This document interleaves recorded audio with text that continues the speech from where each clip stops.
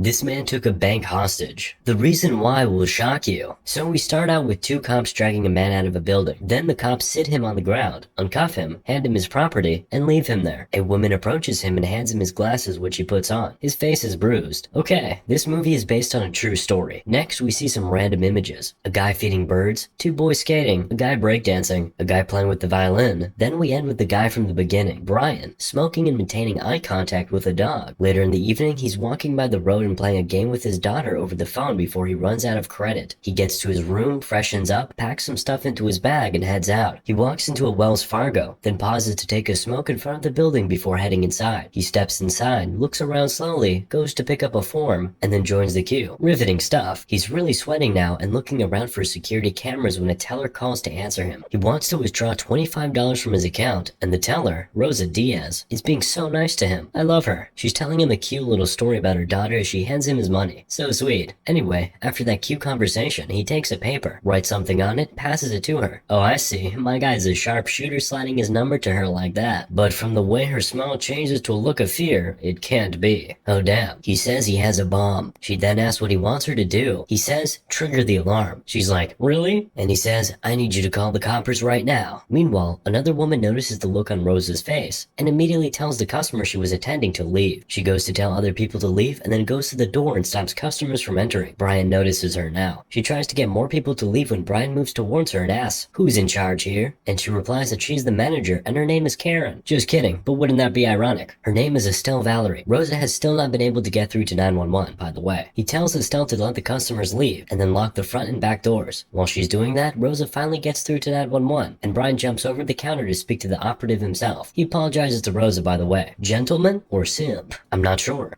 He introduces himself to the 911 operative and says he has a bomb and will off himself and everyone else in here if his needs are not met. What are his needs? He wants back the disability check that was stolen from him. The operative asks him what he looks like and he says he's black, but not affiliated with any group. She asks him if he can let the employees leave, but he says no. As long as everybody stays calm, nobody gets hurt. They ask him what kind of clothing he has on and he gets paranoid, asking if they have a sniper on him. He drops the phone and goes to disconnect all security cameras and close all the blinds. Then he hides behind a bench. From there he shouts to the manager to call everyone. He wants the fire trucks, the press people, and even the X-Men. He says everybody thinks he's playing, but he's not. He's now talking to himself, saying he doesn't want to be clapped before he tells his side of the story. Then he tells the ladies to contact the news network and have them come down here. He asks for the light to be turned off and then asks for a negotiator. He asks Rosa to close the blinds behind her. As he does that, he apologizes to her. This guy is exceptionally apologetic. Then he runs around the office and then to a telephone where he talks to the operative again. He asks Rosa to stand in front of him to act as a shield so he won't get shot. He's now assuring her he won't hurt her as he starts a random conversation with her, asking her what she likes and all of that. He now asks Estelle if they've been robbed before and she says yes, once. He asks how it ended and she says he was arrested. He asks, they didn't kill him? She says no. So he replies, he had to be white. Society moment. He then asks her to go call the network. As she moves to her desk to do that, he tells Rosa he wants to make a call to his people to tell them what's going on so they won't be worried. It keeps going to voicemail though. Then a call comes in. A customer wants to speak with Bridget about her 401k. He tells her that Bridget is not around, but he can take a message for her. He's taking the call like the most polite customer care agent ever, and the women are shocked. I am too. I mean, I've never been robbed by someone so polite. To be fair, I have nothing worth stealing. Usually makes them pretty mad. At this point, we see some armed officers positioning themselves outside the bank. Brian now ducks behind the counter, and as he's hitting some buttons on the phone, Rosa tells him she can get him the money he needs. It's sitting right up there, she says. But Brian says he doesn't want the bank's money. He just wants the cash that those people took from him. While they're having that conversation, they hear a loud bang, and Brian immediately falls on top of Rosa because he thought it was shooting, but it's only an employee trying to get into the bank. Sir, read the room. Estelle shouts at him to leave, and he does. He apologizes profusely to Rosa for falling on top of her while Estelle is still on the phone. Brian goes back to the phone and is asking why he still doesn't have a negotiator. They tell him to hold on, but he seems to be running out of patience, so he takes out the bomb in his bag and holds it in his hand and puts his hand in the air. Estelle is begging him not to do it, saying they have kids, but he's shouting on the phone that all he needs is a negotiator. He wants to talk. They just keep telling him to hold on, but they just keep putting him on hold. He drops the phone and apologizes again and asks them if they want to use the restroom. Estelle says yes and goes. Of course, she doesn't really want to pee. She gets in there and texts Rosa. She tells her they need to leave and that she'll try to unlock the door. After some time, Brian tells Rosa to go check on Estelle in the bathroom and make sure she's good. He's now connected with a negotiator. Brian tells him he just wants his money. The negotiator tries to get him to come out, but that doesn't work. As they're on the phone, they see a news truck pull up outside, so Brian tells Estelle to turn the TV on. He tells the negotiator that he'll blow up the place if his demands are not met, but just before he drops the phone, phone. He asks them to connect him to his daughter since he has not been able to reach her. After he drops the phone, he asks Rosa if she thought the conversation was good, and she gave it a frightened 5 stars. This guy is really hilarious. Now we see his daughter, Kaya, walking into her mom's room and reaching for her phone, which is ringing. She tells her mama who is sleeping that someone must really want to talk to her, so she picks up the phone. It's Brian. He's telling her he might go to jail for a long time depending on how things pan out, but she's taking him with a pinch of salt and asking him if he's off his meds. Oh, that explains everything. He says he's serious though, and that everything he does is for her and his daughter. He now tells her he's holding up a bank and demands to speak to his daughter. While that call is going on, the woman in the bank are texting and trying to devise a way to run. Estelle asks Rosa to keep her eyes on her. She'll soon open the door and they have to run. Brian is now speaking with his daughter, telling her he loves her and apologizing to her. He's explaining the situation in hand to her the best way he can. He says when people steal from you, you just have to find a way to get it back. Then he says once he does, he'll get her a puppy. She hears that and she just rounds off the call and hangs up. That's all she needed to hear. He then drops the phone and he's looking at Rosa now, telling her she looks scared. She says she is. I mean, who wouldn't be? But he promises her that if he dies today, he'll die alone. Then he hears the sound of a helicopter and that takes him back to his military days. But it's a short trip and he's back to the present. Then that customer from last time calls again for Bridget. Brian is not so nice this time. He yells that he's currently robbing the bank and she should not call back. Estelle is now talking to Brian, telling him she can relate to his predicament. Same thing happened to her ex-husband. She tells him she's scared but she still feels compassion for him. She has a son herself. Now he gets a little paranoid. He asks her if she told him that story about her family because she thinks he's slow. Apparently, a lot of people think of him as a fool, but she reassures him. She says she's just scared. He then asks for the TV to be turned off. Outside, we see a cop named Bernard getting strapped up and briefed. Basically, everybody is out here. Back inside now, and Brian puts a call to WSB and gives them a tip that he's at Wells Fargo holding up the bank with a bomb. They quickly set up a camera and start interviewing him. They ask for his social security number and he gets paranoid again and says he can't give it to them. I mean, why would he anyway? They ask where he got the bomb and he says he can't give that information either. While they're talking, the police are patched onto the call and Officer Bernard is asking why the suspect is talking to a reporter. Brian just keeps telling his story of how he was in the Marines, went on tours, and had an honorable discharge. The reporter, Lisa, asks about the VA, and we see a very beautiful switch of scenes. He flashes back to the VA's office where they're giving him a tough time. He's basically asking for his disability check. If not, he'd be on the streets. She hands him a flyer for people who are food and housing insecure, and he stands up and leaves the office. He thinks about joining the queue outside, but it's just so incredibly long. That queue is literally endless. Now we're back to the phone call. He's saying he's not a psychopath. He then asks the reporter to make the interview live. He literally begs, but the woman is now telling him that they won't allow his children and her children watch him blow up the bank on live TV. Understandable. We now cut to outside the bank. Different military guys are taking positions. Snipers are setting up. Some guys are jumping over the fence. All that stuff. Then an FBI agent calls Cassandra and asks her for her current address. Next thing, we see agents break into Brian's room and start searching everywhere, but they find nothing. No sign of an accomplice either. Then Brian starts telling the reporter how his brother put a hit out on him. Apparently he put 20K on his head. Just 20K to get your own blood clapped. He's not even worthy to be called Judas. Judas put 30. While he's talking, Rosa texts Estelle and tells her that Brian is crazy and they're going to die. Before Estelle can even reply, Brian tells the reporter he wants to be in front of a camera. Trust me, it's not worth it. While they're trying to set it up, Bernard goes out to make sure it doesn't happen. He tells the reporters to stay away from the bank and even stay away from the phones. Lisa asks him to go to a window, and he says no. I mean, obviously. He asks them if they have a long lens. Bernard, who is a sergeant by the way, now goes to a major and tells him, in my professional opinion, this is some bullshit. Oh, you got some balls on you, brother. But well, it works. The major allows him to do his thing. Back inside the bank, Estelle is now typing a message to her son on her notes app. Basically, she's telling him goodbye. She thinks she's gonna rip in peace. Bernard now gets in a car and drives away while Brian is losing it inside the bank because he still hasn't gotten the attention he needs. In this day and age, if you want attention, you gotta do some cool dances on TikTok. He now pulls something on the contraption in his hand and it starts beeping and a red light starts blinking. The reporter tells him a negotiator wants to talk to him, so he turns off the beeping thing, puts his contraption back in his bag, apologizes to the woman, again, and walks off. Now we're seeing little Kaya creep up on her mother as she's watching the news and pacing around. She sees her dad's face on the news and calls out, "Daddy, chill." Now her mother's holding and cuddling her. The woman from the VA's office also looks at the TV and sees Brian, and she has a look of shock on her face. We're now back at the bank and Brian receives a call from Bernard, who starts off empathizing with him. He then asks what he can do for him. Brian says he just wants his money back. That's all. Brian then finds out that Bernard is also a Marine, so he makes a little Marine joke and they both laugh. Something about watching your best friend's legs get blown off. Real funny stuff. Bernard says his responsibility is to make sure Brian leaves there alive, but Brian is like, nah,